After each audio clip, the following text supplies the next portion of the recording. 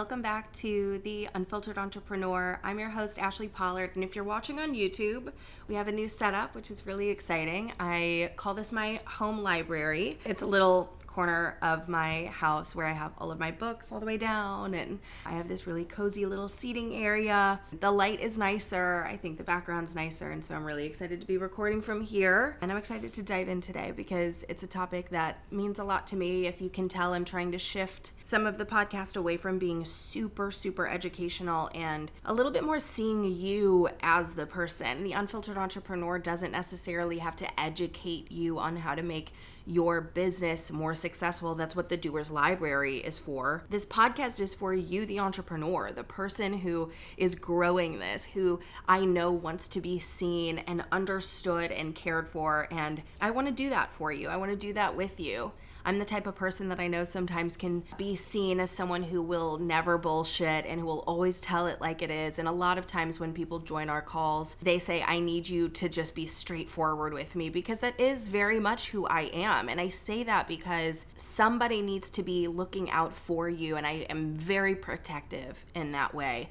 But I'm really leaning into showing you a bit more of my softer side. You know, I've had some instances this year that have really cracked me open as a person, and I'm a bit in this identity shift where I do want to show you that I am not this rigid psychopath.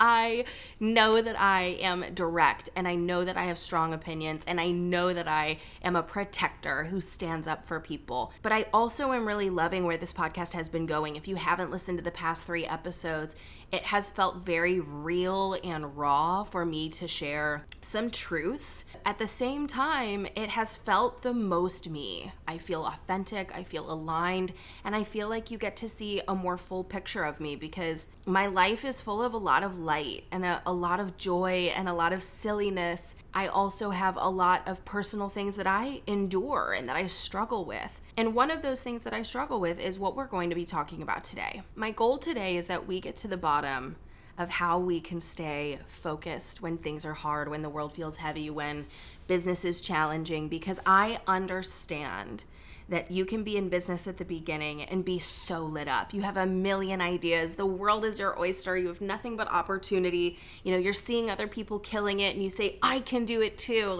I believe that I have this in me. And you get into it, and in that first year, even if it's hard, you say, I know that this thing came up, but I'm going to push through it because that's what I do. And then what happens after 2 years, after 3 years, is that some of that illusion fades around this being this really incredible opportunity, and it turns more into a machine. It turns into something that needs a profit and loss statement. It requires a marketing arm, a sales arm. You have to think about all of the departments and how they fit together. You learn more, which then makes you kind of poke more holes in your business, because I thought my website was good until she said that she didn't like her website, and I think that our websites are kind of similar. And so you start collecting all of this expertise. Some of the glow starts to dissipate from the business as you get more into the minutia, and it's less novel, it's less new, it's less fun and shiny, and your work doesn't become this focus, this goal of what could be one day. It becomes your everyday. And when that happens with anything, it's going to lose its luster a little bit. And this is when you start to see people say, maybe I'll shift gears. Maybe I need a rebrand. Maybe I need to hire someone. Maybe I should quit. And I see it all the time.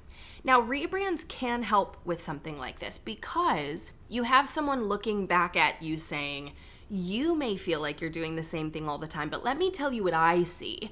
You know, this is what I'm noticing. This is what it looks like. On top of the fact that with a rebrand, with a new website, you kind of get a new closet. You get a new vibe. You get a new, way that you show up. You get new tone of voice. You get new colors and new things to play with. It is a fun experience, and it can help you feel like you're putting on new clothes. As someone who's gone through multiple rebrands in her business, I can tell you that not only does it help the business, but it does help me stay excited. I have said forever that you will see us rebrand every 2 years. And although we are behind the scenes going through a rebrand, I don't plan to rebrand again. And part of that is because I think through the years, I have tried on different iterations of what this business is just like I would when I was trying to know myself as a person, fitting into different groups. Am I more emo? Am I a girl's girl? Am I outdoorsy, which I was not? Am I a city girl? Am I a this? And what you start to realize is that you're none of them in whole. You are parts of them, and all of that feeds into you knowing exactly who you are over time. That's what kind of happened with me with the doers. I have tried so many things the past 2 years, not necessarily to really take them seriously, but A, to see if I felt like myself in those spaces, and B, two, I don't know what order we're going in. Secondly, because I'm curious how, my community, how you, the person listening to this, responds to it. There's a lot of things we've tried. We've tried retreats. We've tried group programs. We've tried passive, $20 pushes. We've tried free trials. We've tried this thing that I launched this year that we shut down quickly called The Collective. And none of that was necessarily because I tried it and it failed. It was more like, I know that next year I'm really taking this so seriously. First thing I want to say in this, where are we going? What is our focus as a business? And how do we maintain that level of excitement? The first thing I want to tell you is that it is totally okay to try on new versions of what your business could be. I see it all the time where people say, I'm going to add on a new division, right? I know this service, but we don't offer this other service that I know I can contract out for. There are people who do that and they say, why haven't I been doing this the whole time? I love it. I'm obsessed with it. This is where I should be. And then I see other people doing the same kind of thing, adding a new division, outsourcing that to someone else, and immediately saying, oh, yeah, no, that was a mistake. That is not for me. That is not my thing. But what a beautiful way to find your road and to find your path. I champion that type of movement. I champion that type of direction, mainly because you will come out the other side knowing exactly who you are. I compare it to dating before you get married. Now here's the thing. If you married your high school sweetheart, they're the only person that you dated. I love that love story that makes me have little flutters in my heart. I think that's incredibly sweet. And also, I don't have that story. You know what I mean? That's not my story.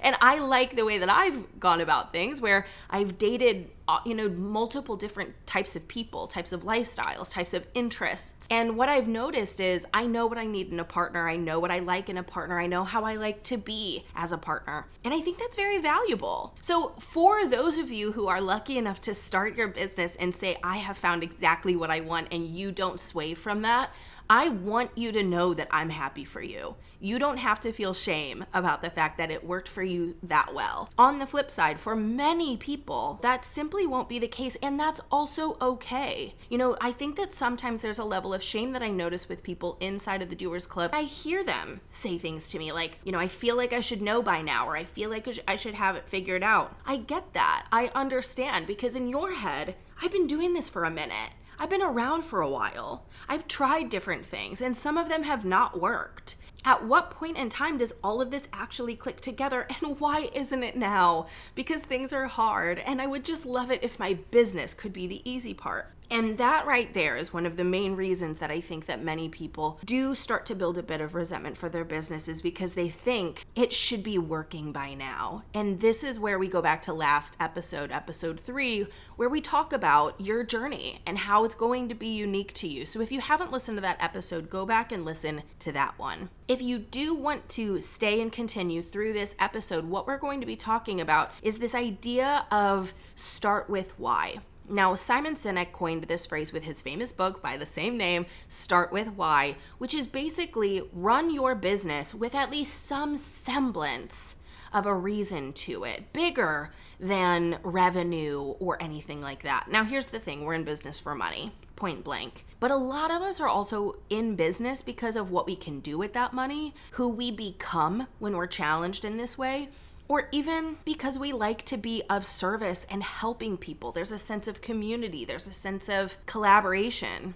And also there's all of these promises made when you start a business, like you can be on the private jet with the designer bags, flying to Croatia and, putting your kids in the most incredible private school system, whatever big promises are given to you. There also might be other promises like time freedom. I only work 1 day a week. They say, I hit 6 figures in 3 months and you can too. And you believe that it should be easy and you believe that life will be easy. And that can be very challenging when you get into the work. And that why has to be present. And the reason that marketing does not work on you anymore and does not work generally anymore is because you didn't need the private jet. Many of you may have seen all of those really incredible marketing tactics like shopping for the designer bags and taking the private jet and flying to Paris and all of these things, the fancy photo shoot. And you saw a version of yourself that said, I used to look up to those women when I was a kid, like reading magazines. Or maybe you said in movies, those are the rich people. Or there's some sort of synapses fired in your brain where you say, that equates to feeling safe and secure. And the reason it doesn't work anymore is because it was not a desire of yours in the first place. Now, here's the thing. Maybe some of you would take a private jet if it was given to you. Maybe some of you would take the designer bag if it was given to you, but I don't think that you care enough about it for you to spend this much time on your business.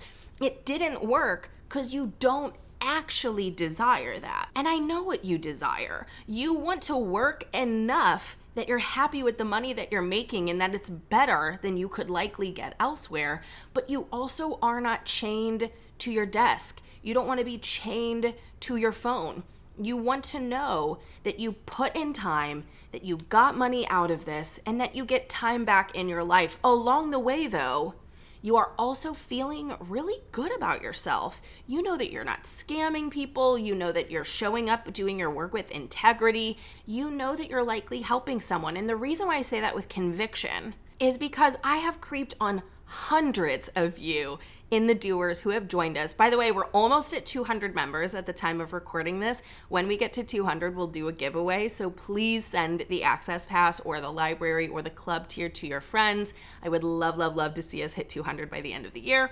But I digress. The reason why I know that you lead with impact is because I've creeped on you and I see your websites. You say, we work for the busy moms. We work for the women making a difference. We work for marginalized people. You have heart. You care. And the reason that these big, bold, I'm so rich, bougie moments look cool on paper but don't actually motivate you past a year's time is because there is no real desire there. There's no real connection there. I thought if I'm in the biggest city in the world and if I'm working in one of the hardest industries to work in and if I'm in fashion, then I'm going to feel that safety and security that I've seen other people have too, this like show of wealth. And I had all of it and it did nothing for me, mainly because I felt like this was frivolous. I needed to do something that mattered to my soul. And so when I hear things like start with why, a big piece of that is I need to do something that's me. And this is why I get flack for this all the time. But I tell people often business is a sort of self-expression. It is, in ways, an art form. And I don't mean that running a business is any similar to painting or crafting some like beautiful ceramic piece. I'm not trying to insinuate that. But what I am saying is that you have to be embedded. Your life story, your ethics, your goals have to be embedded and woven into the fabric of this business. And working for 7 figures and for the private jet and for the designer bag is just devoid of soul.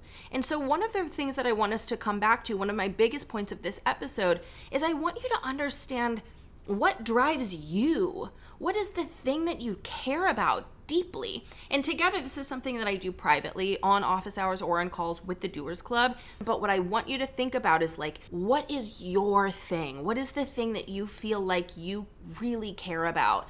Why do you care so much about the people that you work with? If you care about the money, that is perfectly fine, but why? What does the money do for you? Oh, well, I'm able to support my kids. And what does that mean? Oh, well, maybe we'll have a better relationship. And why does that matter? My point is, you do this exercise to really understand why you're in business, and that becomes the thing that gets you moving every day. I have a personal why. I'll share it with you sometime. But I have an Amazon Alexa system, okay? I am one of those people that has an Amazon Alexa in every single room in the house like a crazy person. And every morning, 6 a.m., a certain playlist starts and it says, "Good morning, Ashli," and it says this mission statement. I wake up hearing it. I wake up to nice music. I don't look at my phone. I get up. I get moving. And why that matters to me is because I go through the day with my intention set from the moment I wake up. I am doing this for them. I'm doing this for me. I'm doing this because I believe this. And so start with why is a really great general starting point. But really it's what do you care about? What is the injustice you would like to fix? What is the beauty that you would like people to see? In what way do you want people to experience life better and more beautifully? And why are you the person to help instrument that or create that opportunity? So the first question is really, what got you excited to start business and how has that changed? Because there's part of that still present in you. Something was ignited by those marketing tactics. That's not gone. But all of the flair, all of the pomp and circumstance has probably fallen away. What got you interested in being in business and what now kind of lights you up? What do you care about? The next thing in this conversation of your why in business has to come back to the fact that we reward ourselves far too late. And I want to talk about this in perspective of not all of you are where you'd like to be. Not all of you are hitting the goals you deemed acceptable for yourself. Not all of you are doing the things you said this was the year for. And I get that. And I understand how that can be disappointing. I've had my own issues with that throughout the past few years. You know, there are certain things that are out of my control completely that have rerouted my journey in a way that really upset me, really destroyed me in my personal life, in the world, in business. And all of that is hard to accept sometimes because this was supposed to be the year. I get that. I also get that you can look at other people and say, they have what I have. Again, going back to last episode 3, where we talk about that experience. But here's the thing. I notice a lot of times, and if you're in the Doers Club, you hear us say this often, that when someone shares a win, we say, how are you celebrating? It's a really big ethos of the doers. And the reason why I bring that up is because we as women just don't celebrate enough. And here's the thing, I don't know if you've heard of the book, The Body Keeps the Score, but if you have not heard of that book, The Body Keeps the Score is in essence this idea, this exploration that trauma and hardship in your life stores physically in your body, sometimes as illness or pain. Not all the times, but it is this scientific exploration that the body keeps trauma physically inside of you. Now, if that's true, I believe that we could deduce that if the body keeps the score, it should keep all scores. It should keep the good ones as well. And so what I always kind of push the doers to think about is that if you have a client who signs, and you know, the unfortunate thing is that they signed for $500 a month, not $2,000 a month.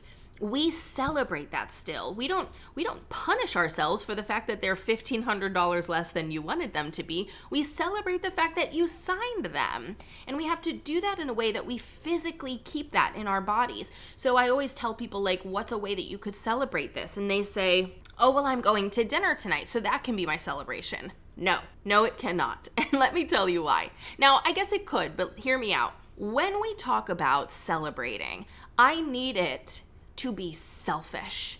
And I need you to really take the moment to force that memory into your bones. Here's an example of what I mean by that. If you say, I signed to this client, I'm going to dinner with my friends, that's going to be my celebration. When you go to dinner, are you thinking about the fact that you signed that client? If yes, and if you're making that dinner saying, guys, we need to cheers, I signed this client, I'm so excited, and your friends are cheering you on and they're excited for you and they're asking you how it feels. If you have the opportunity to talk about how you're proud of yourself and that you did this and that this was your moment, then fine, I'll allow it. But if I sign a client and then I go to dinner with my friends and we're talking about, I don't know, Love Island and Special Forces and Christmas coming up, then I'm not necessarily rooting that in my body in any way. I just happened to be doing something fun the day that something good happened. And my brain is not going to connect those two on their own. So what I always recommend is something even as basic as taking a shower. But when you are in that shower, maybe like use a nicer soap or take a little bit longer, or while you're in there, think, I fucking did this. I signed that client. My work, my integrity, my reputation, my care. I did that. If you want to spend money, you can as well. You could buy a bottle of champagne or a non-alcoholic drink. And if it's a big celebration and you have some means to spend, take a weekend trip. Go somewhere, get away. Really cement it in yourself that you did this. You should be proud of the fact that your effort and your integrity and your heart, it is because of work you put in. And that's incredible. And I want you to be proud of yourself for that. Now that is how we reward good things that happen. However, there's something else that I think that we don't do when it comes to rewarding, and that is that we cannot live the life that we want one day until we've reached a certain milestone. Let me explain. How many of you say that I would love to just read all day, take the day off for no reason? When I'm making a certain amount of money, my days are going to look like spending them with my kids doing XYZ. Why can't you do that now? If you're listening to this podcast, why don't you take 2 hours right now and go read on the couch? Oh, well, I can't because I have a meeting. Oh, well, I can't. I have to do XYZ with the family, or I can't because of this. All of that I understand. But when can you? Do you have a day? Do you have an opportunity in your calendar to move things around? Maybe you don't take calls on Mondays. Those are your you days where you fill up your cup. Maybe you don't work until noon and that whole morning is for you. If your goal is time freedom, I want you to find that now. And the reason why I say that is because when you hit certain milestones, you are not going to realize it. You will not realize when you hit some of your biggest milestones, because big milestones don't happen out of the blue that often. Something I say to the doers all the time is that you do not get to $10,000 from $1,000. When you are at $1,000, you think $10,000 would be crazy. What a game changer that could be for me. And of course it would. That's a huge leap from where you are. That's so exciting. To go from 1 to 10 would be a massive life-changing shift. I see that. But then it takes 2 years. And what happens is that you are no longer going from 1,000 to 10,000. You're going from 9,990 to 10,000. And that increment is just 10 more. It won't feel important. It won't feel as exciting as you're anticipating. It won't be 1,000 to 10,000. It will be just shy of 10,000 up to 10,000. It's crazy because you have to be aware of the milestones you're working towards so that when they happen, you celebrate them even if they don't feel celebratory. They may not feel celebratory today, but it is so celebratory of the person who one day wished for this. And that is what I want us to be rewarding as well. Understanding that the path is worth celebrating, not just one end goal in the future, because when you get to that end goal, you're going to be disenfranchised. I have an example of this. I recently spoke to Sophia Amoruso's group program called Business Class, and I spoke about my expertise as a marketer and how these founders can use some of this marketing advice in their business. It's a very expensive program. I was honored to have been asked to be there. Sophia Amoruso was one of the first women that were really someone I looked up to. I read her book Girl Boss when it first came out, and she was someone who really cemented in me that I can do big things as a woman, and I will never forget that. So to be a part of her group program now 15 whatever it is years later was really crazy to me. What's more crazy is that I didn't feel like doing it. You know, I woke up that day, I was like, I guess I'll review this webinar that I've given a million times. Should I look nice? Should I just throw my hair up in a ponytail and put on a cute shirt? I was really not taking it all that seriously. And I got so upset with myself. I thought, Ashli, who the hell do you think you are? Do you know how big of a deal this would be to you before? But then my brain started doing all of these things where it was like, well, you didn't even get this opportunity because you're highly regarded.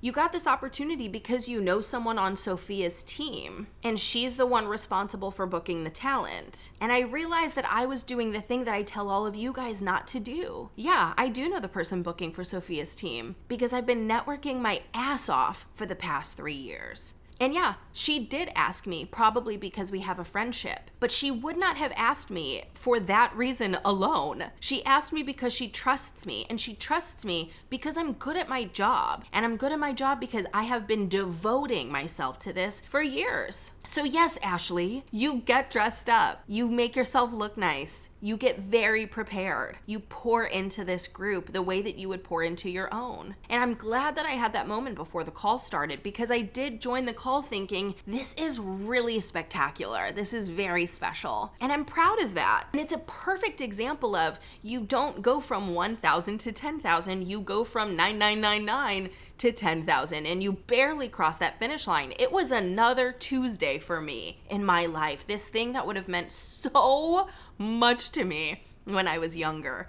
And here I am doing that thing, but since so much time has passed, and since I'm so close to the line, it mattered less to me. But that doesn't mean that I didn't do it. I'm writing a book right now, which some of you guys know. I've started to leak that news, which is very exciting. And when that comes out, I'm going to be celebrating that. And here's the thing, will I have been working on it for a long ass time when it comes out finally? Yes, I will have been working on it for a very long time. But it being out in the world will likely feel like, finally, oh my gosh, at least people now know about it, at least it's out there, thank God. So my goal here is that I want you to think about the ways that you are not celebrating where you are today because you're not even noticing how close you are to the finish line, or that you've crossed so many finish lines that a past version of you would be shocked to know that you've done.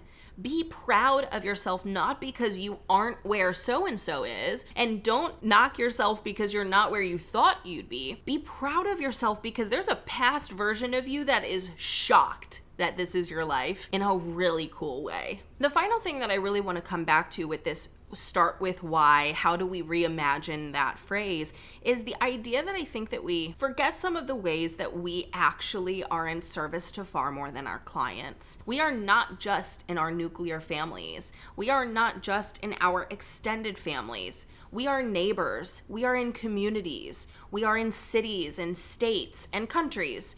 We are citizens of far more than just our industry. We are big picture thinkers, and we are part of the world at large. This year has shown a lot of us that as we watch what's happening in Gaza, as we watch while trans people are being completely dragged and hated. We see this with ICE. We see this with so many different parts of what is happening historically in this world, and we feel a need to be a part of that. And what I want you to remember is that somebody in the Doers recently said to me, I've never ever been more motivated in my life because there was a political candidate that I wanted to financially support in my city so that we could flip a seat, and I didn't have any money to give her. And it made me realize that that's something I think about often. I am so excited to watch the businesses grow because the more money that I personally can take from these businesses, the more that I can support things that mean something to me. Whether that means that I'm donating to a charity, whether that means that I'm supporting scientific research. There's more about this than just our personal wealth.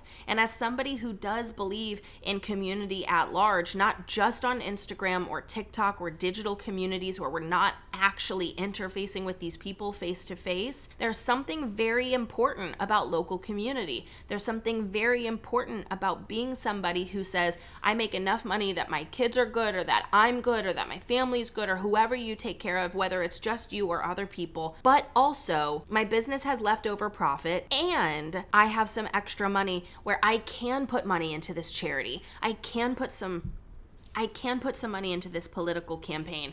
I can say that I have helped move things forward because I don't have time. I am so in demand in my business. But when I don't have time, I hope that I have money. Even $100 a month like I give to Everytown USA. You don't necessarily have to donate money. You can also donate your time. I recently reached out to some political campaigns myself and said, I'd be happy to do our work completely free of charge if that means that you need email marketing, design services, branding, website. And I don't know the legalities, so I do need to be caught up to speed, but I want to be here and I want to contribute, and I will do it free of charge. Because maybe in those instances, I don't have money that I feel like will make a difference, but I do have experience. And so another part of this Start With Why is to realize that you are not necessarily just doing this for, coming back to that private jet moment, some lavish bougie experience. I think we're all coming to realize that there's real richness in heart in caring about people. And what we're doing with creating our own business